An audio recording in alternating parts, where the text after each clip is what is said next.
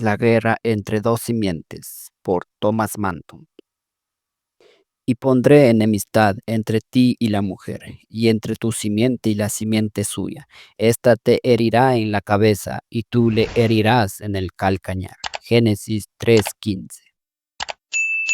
Estas palabras son parte del Evangelio predicado en el paraíso, o la primera promesa de gracia y vida hecha a la humanidad, ahora caída y muerta en el pecado. Mientras Dios maldecía a la serpiente, brinda este consuelo para nuestros primeros padres, que estaban confundidos con el sentido del pecado y su defección de Dios. La condenación de Satanás es nuestra salvación. Él hizo el primer mal, por lo tanto, el aplastamiento de su cabeza nos da la esperanza de nuestra liberación del estado de miseria en que nos ha sumido. Doctrina. Jesucristo, la simiente de la mujer, está en enemistad con Satanás y ha entrado en conflicto con él.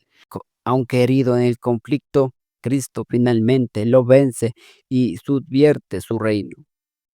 Debemos declarar la enemistad entre Cristo y sus confederados y Satanás y sus instrumentos, porque al principio del versículo se dice: pondré enemistad entre tu simiente y la simiente suya, lo cual debe entenderse principalmente del Señor Cristo y de sus confederados en segundo lugar, contra Satanás en primer lugar y sus instrumentos por el otro lado. Hay una doble enemistad que Cristo tiene contra Satanás, y por eso Él emprende la guerra contra él como contrario a su naturaleza y oficio. Hay una enemistad perfecta entre la naturaleza de Cristo y la naturaleza del diablo. La naturaleza de Satanás es pecaminosa, asesina y destructiva, pues se dice que es mentiroso y homicida desde el principio. Juan 8:44. El que practica el pecado es del diablo, porque el diablo peca desde el principio. Para esto apareció el Hijo de Dios, para deshacer las obras del diablo. Primera de Juan 3:8. Además, en Primera de Juan 3:12 dice: no como Caín, que era del maligno, y mató a su hermano. ¿Y por qué causa lo mató? Porque sus obras eran malas y las de su hermano justas. Ahora, la naturaleza de Cristo es totalmente contraria. La obra del diablo es hacer todo el daño que pueda a los cuerpos y a las almas de los hombres. La obra de Cristo es hacer el bien y solo el bien. Dios ungió con el Espíritu Santo y con el poder a Jesús de Nazaret, y como éste anduvo haciendo bienes y sanando a todos los oprimidos por el diablo, porque Dios estaba con él. Hechos 10:38. Cristo no hizo nada por malicia y venganza. Él no usó el poder que tenía para dejar ciegos o cojos a los hombres, ni para matar a ninguno.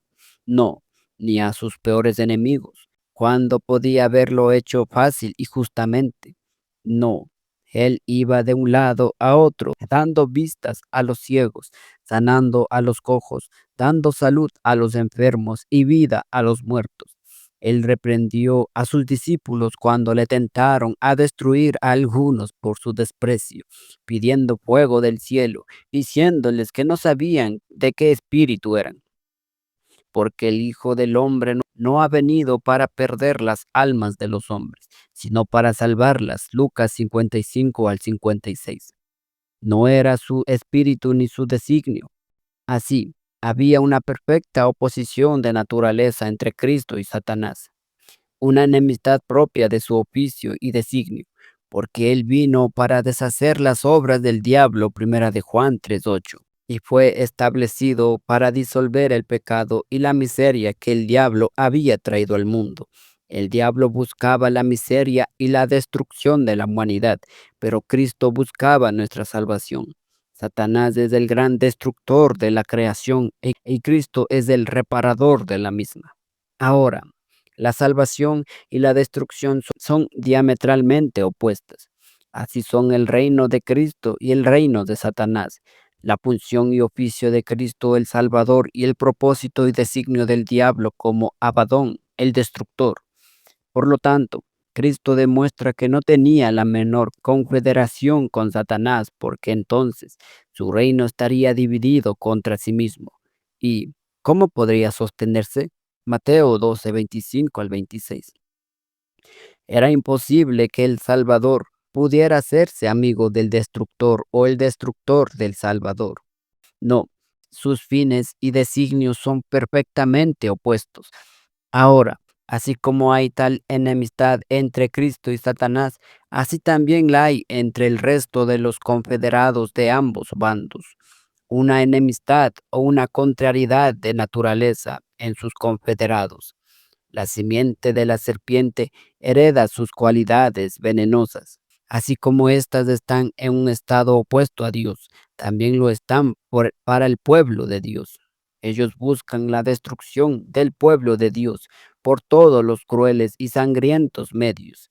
Todas las personas de una religión falsa, ya sean infieles, idólatras o herejes, son de principios sangrientos y desesperados porque sus mentes se han vuelto feroces por su falsa religión y la influencia de gran guía y líder, que es el diablo. Han seguido el camino de Caín, Judas 11. Hay una enemistad de designio en sus confederados. Así como Cristo emplea a cualquiera como soldado para luchar bajo su estandarte, así ellos participan de la enemistad de su designio y oficio. Cada cristiano particular es uno de los soldados de Cristo porque entregamos nuestras facultades y poderes como armas. Sino presentaos vosotros mismos a Dios como vivos de entre los muertos, y vuestros miembros a Dios como instrumentos o armas de justicia. Romanos 6:13. Y a la gracia del Espíritu se les llama armaduras de luz. Desechemos, pues, las obras de las tinieblas y vistamos las armaduras de luz. Romanos 13:12. Y se nos ordena, vestidos de toda armadura de Dios, porque no tenemos lucha contra sangre y carne, sino contra principados, contra potestades, contra los gobernadores de las tinieblas de este siglo, contra huestes espirituales de la maldad en las regiones celestes. Efesios capítulo 6, versículo del 11 al 12. Los ministros y los que ocupan un cargo público son líderes bajo Cristo, el general, y están por oficio y empleo comprometidos en esta guerra contra el reino del diablo. Por lo tanto, el apóstol exhorta a Timoteo a sufrir penalidades como buen soldado de Jesucristo. Segunda carta a Timoteo 2:3. Y que las armas de nuestra milicia no son carnales, sino poderosas en Dios para la destrucción de sus fortalezas. Segunda carta a los Corintios 10:4. Ellos deben oponerse al diablo y a su reino. Siendo tal la enemistad entre las simientes, Cristo se propone destruir el poder y las obras de Satanás. Su poder. Satanás tiene un doble poder sobre el hombre caído, legal y usurpado.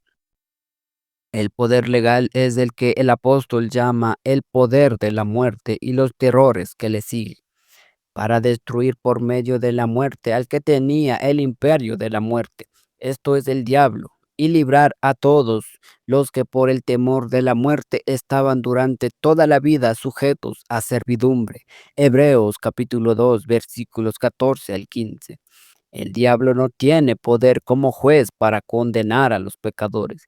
No es el Señor de la muerte, sino el ministro de la muerte, porque siendo condenado por Dios, el pobre pecador es puesto en sus manos para que Él lo aterrorice y lo entenebrezca, y así lo envuelva más y más en la maldición de la ley quebrantada de Dios y pueda también acelerar su muerte y destrucción eterna.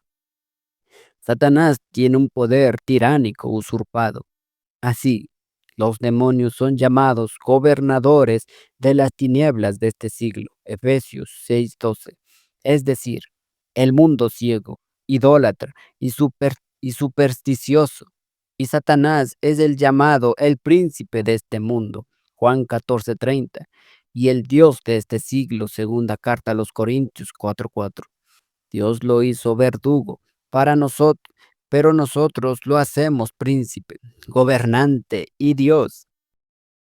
Ahora, Cristo como sacerdote anula el poder legal de Satanás mediante su muerte y el mérito de su sacrificio. Cristo como verdadero rey y cabeza, tanto de los hombres como de los ángeles, derriba a Satanás como usurpador, libera a las pobres almas cautivas de su poder y como profeta revela las trampas y engaños de Satanás. Sus obras. Hay una doble obra de Satanás, la obra del diablo fuera de nosotros o la obra del diablo dentro de nosotros. La obra del diablo fuera de nosotros es la religión falsa o aquellas idolatrías y supersticiones por medio de las cuales el reino e imperio de Satanás se sostiene en el mundo. Esto es destruido por la doctrina del Evangelio, acompañada con el poderoso Espíritu de Dios. Por lo tanto, cuando el Evangelio fue predicado por primera vez por los mensajeros de Cristo, el diablo cayó de aquel grande e ilimitado poder que tenía antes en el mundo. Yo veía a Satanás caer del cielo como un rayo, dice Lucas capítulo 10, versículo 18. Es una alusión a su primera caída como el relámpago que centella y se desvanece y nunca más vuelve en sí. Así, ahora el príncipe de este mundo será echado fuera. Juan 12:31. Cuando Cristo emprendió por primera vez la redención de la humanidad, los apóstoles salieron a derrotar al diablo y a sacarlo fuera de sus territorios, y lo hicieron con gran eficacia. Por lo tanto, este es un argumento por lo cual el Espíritu nos convence de la verdad del Evangelio. Convencerá al mundo de juicio, por cuanto el príncipe de este mundo ha sido ya juzgado. Juan 16, 8 al 11. El silenciamiento de sus oráculos, la supresión de sus supersticiones, la destrucción del reino de la maldad y de las tinieblas, eran evidencias aparentes de la verdad del Evangelio. La antigua religión, por medio de la cual se sostenía el reino del diablo en todas sus partes, fue destruida. Ya no habrá más los mismos templos, los mismos ritos, los mismos dioses. Todo fue hecho para inclinarse y postrarse ante Dios, como adorado en Cristo. La obra del diablo dentro de nosotros. Esto se refiere a la recuperación de personas particulares del lazo del diablo, que fueron llevados cautivos por él a su voluntad y placer. Aquí debemos distinguir entre la compra y la aplicación. La compra fue hecha cuando Cristo murió, despojaos a los principados y a las potestades, los exhibió públicamente, triunfando sobre ellos en la cruz. Colosenses 2:15. Es decir, en su cruz. La muerte de Cristo fue el derrocamiento de Satanás. Entonces se dio el golpe mortal a su poder y reino.